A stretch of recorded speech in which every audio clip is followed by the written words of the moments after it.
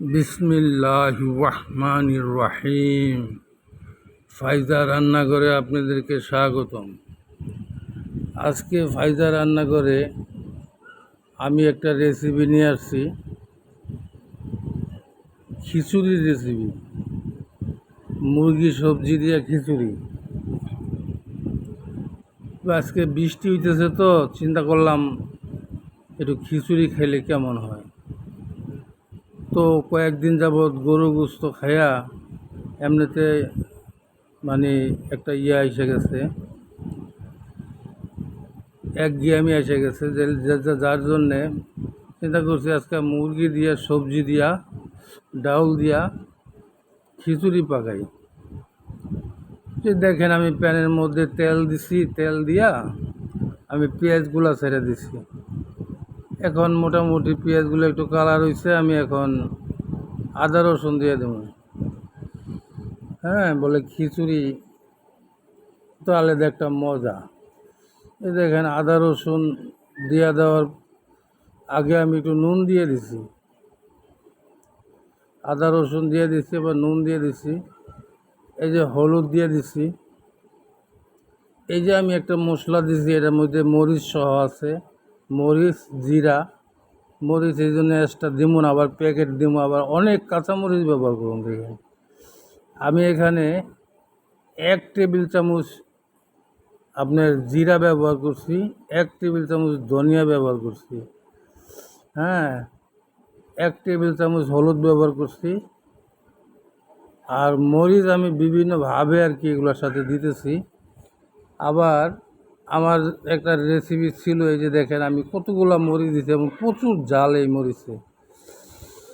এই মরিচগুলা দিয়া অন্য অন্য তরকারি পাকাইছি, অনেক জাল।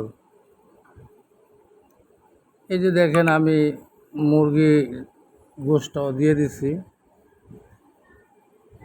এখন আমি ভালো করে একটু কষাই নিই, ভালো করে একটু কষাইয়া আমি 1 টেবিল চামচ আপনার আদা দিছি, 1 টেবিল চামচ রসুন দিছি। হ্যাঁ, এখন আমি এই যে কষাইতেছি, এই যে দেখেন ঢাইকা দিছি, এর মধ্যে এটা সিদ্ধ হয়ে যাব সুন্দর মতো। পরে আমি অন্য অন্য উপকরণ, আমি এটা পাকাইছি পোলার চাউল দিয়া। এই জন্যে ভাই, যারা ফায়দা রান্নাঘরের রেসিপি দেখেন, হ্যাঁ, আমি রেগুলার তেল দিছি আপনার পৌনে 1 পোয়া, পৌনে 1 পোয়া কিংবা পৌনে 1 কাপ,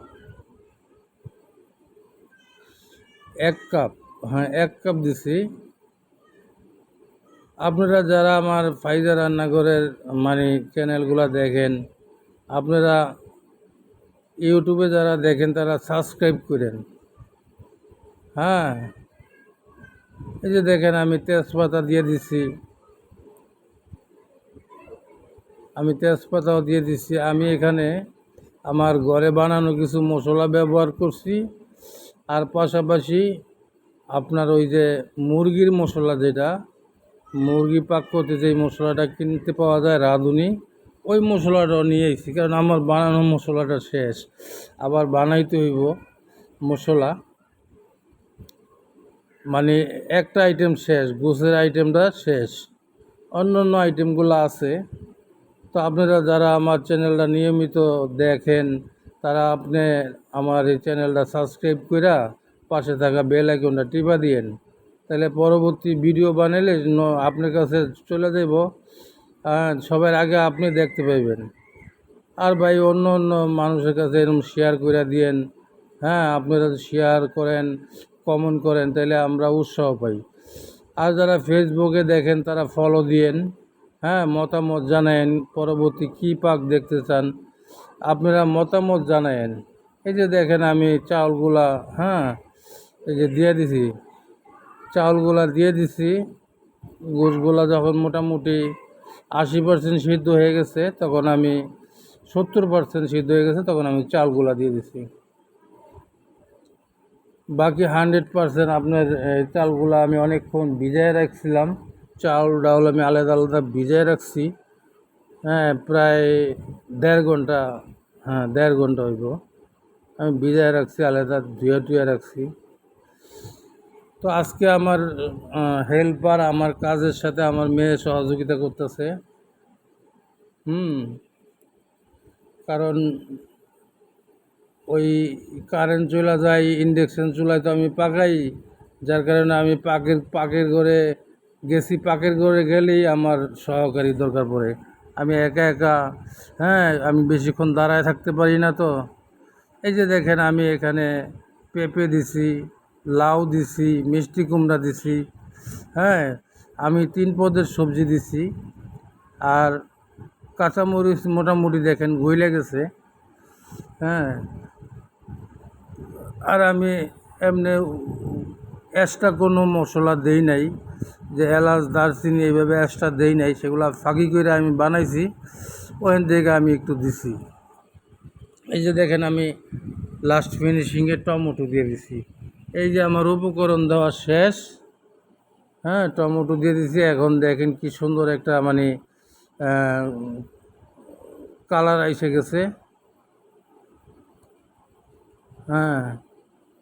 এই রেগুলার তেল দিয়ে এই খিচুড়িটা পাকানো যায়। অনেকে ঘি দেয়, একটু ঘি আপনারা মনে চাইলে দিতে পারেন।